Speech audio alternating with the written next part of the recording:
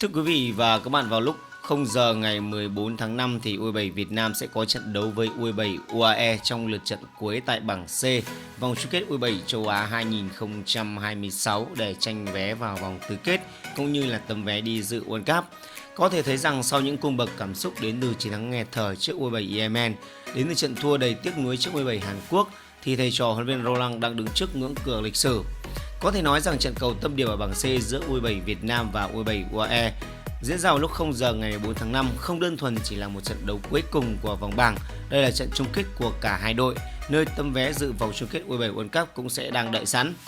Với U17 Việt Nam sau thất bại 1-4 trước U17 Hàn Quốc ở lượt trận thứ hai là một liều thuốc đắng nhưng cần thiết. Trong gần 80 phút thi đấu, U17 Việt Nam đã khiến cả châu Á ngỡ ngàng khi dẫn trước với một thứ bóng đá đầy kỷ luật và khoa học.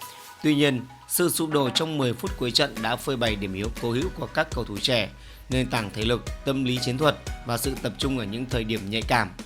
Ngay sau trận đấu, huấn luyện viên Roland đã thẳng thắn thừa nhận các học trò của ông đã chững lại vì chờ đợi tiếng còi của trọng tài. Ở cấp độ châu lục, một tích tắc lơ là đủ để phải trả giá bằng cả trận đấu. Bài học từ trận thua U17 Hàn Quốc buộc U17 Việt Nam phải bước vào trận gặp UAE với một cái đầu lạnh hơn, quyền tự quyết vẫn nằm trong tay và nhiệm vụ rất rõ ràng, thắng là có tất cả. Tín hiệu lạc quan của U17 Việt Nam dưới thời huấn luyện viên Roland chính là việc họ đã lột xác với lối chơi kiểm soát bóng và pressing tầm cao. Tuy nhiên, trước một UAE giỏi phản công, sự thận trọng cần phải được đặt lên hàng đầu. Việc mất tập trung ở cuối trận đấu đòi hỏi bộ tứ hậu vệ sẽ phải liên lạc với nhau tốt hơn. Khả năng bọc lót giữa các trung vệ và hậu vệ biên sẽ là chìa khóa để phong tỏa các mũi tấn công của đối phương. Trong trận đấu tới, U17 Việt Nam cần phải chơi áp sát, không cho các cầu thủ giàu kỹ thuật của UAE có không gian xoay sở. Nếu U17 Việt Nam đã cho thấy nhiều sự tiến bộ ở giải đấu châu lục năm nay thì UAE cũng không kém cạnh. Họ mang đến giải đấu một chili bóng đá hiện đại với sự phục vụ của những cầu thủ nhập tịch chất lượng cao, đặc biệt là bộ đôi đang thuộc biên chế của học viện Ipswich Town, Jaden Atiba và Joshua Bentley. Trong đó, Atiba là gốc gác châu Phi, được xem là mẫu tiền đạo cánh hiện đại, nhanh, khéo và cực kỳ thực dụng.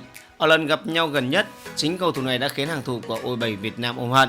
Lần tái đấu này, khi Atiba dày dặn kinh nghiệm hơn, chắc chắn sức công phá của anh sẽ còn khủng khiếp hơn nữa. Với việc xếp cuối bảng C, U17 UAE buộc phải thắng mới có cơ hội đi tiếp cùng tấm vé dự U17 World Cup. Điều này sẽ khiến họ nôn nóng.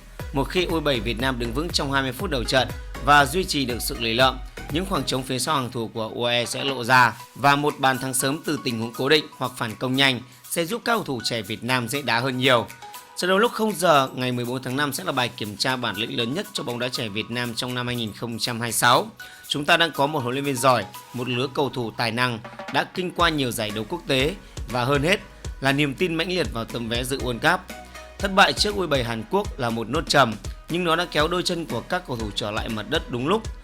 U17 UAE rất mạnh nhưng họ không phải là đội bóng không thể đánh bại, nhất là khi đội bóng này thường bộc lộ sự thiếu gắn kết ở những ngôi sao nhập tịch và các nội binh ở những thời điểm bị dồn ép. Một chiến thắng tối thiểu hoặc một trận đấu bùng nổ, dù kịch bản nào xảy ra, người hâm mộ hoàn toàn có quyền tin vào một kỳ tích tiếp theo của bóng đá Việt Nam trên đấu trường châu lục. Và để chuẩn bị cho trận đấu này, trong buổi tập gần nhất thì U17 Việt Nam của chúng ta đã tập luyện rất là chăm chỉ. Ở buổi tập này, bên cạnh giáo án về chuyên môn thì huấn luyện viên Roland tiếp tục dành thời gian trao đổi với toàn đội nhằm củng cố tinh thần và sự tự tin cho các học trò. Nhà cầm quân người Brazil nhấn mạnh các cầu thủ cần phải tin tưởng vào quá trình chuẩn bị của bản thân và toàn đội trong suốt thời gian qua. Ông yêu cầu các học trò duy trì sự tập trung, tuân thủ kỷ luật chiến thuật, chơi đơn giản nhưng phải hiệu quả và phát huy tối đa những gì đã được rèn luyện trong các buổi tập. Theo huấn luyện viên Roland, nếu toàn đội giữ được sự tự tin, tinh thần đoàn kết và thực hiện đúng đấu pháp, kết quả tích cực hoàn toàn có thể đến. Trên sân tập, bầu không khí của toàn đội khá tích cực. Các cầu thủ thể hiện được sự tập trung cao độ trong từng nội dung giáo án. Ban huấn luyện tiếp tục rà soát các phương án chiến thuật cho trận đấu với U17 UAE, đặc biệt ở các tình huống chuyển đổi trạng thái, tổ chức phòng ngự và tận dụng cơ hội trong tấn công. Sau kỳ tích của các đàn anh U20 tham dự World Cup 2017, dù phía trước là thử thách lớn, U17 Việt Nam vẫn cho thấy tinh thần và quyết tâm rất cao trước cơ hội tiếp tục tạo nên cột mốc lịch sử cho bóng đá trẻ nước nhà. Theo lịch, trận đấu giữa U17 Việt Nam và U17 UAE diễn ra vào lúc 0 giờ ngày 14 tháng 5 theo giờ Việt Nam.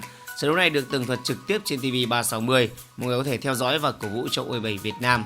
Và theo mọi người, liệu rằng U17 Việt Nam có thể giành chiến thắng trước U17 UAE hay không thì hãy để lại ý kiến của mình phía dưới phần bình luận. Cảm ơn quý vị và các bạn đã xem video.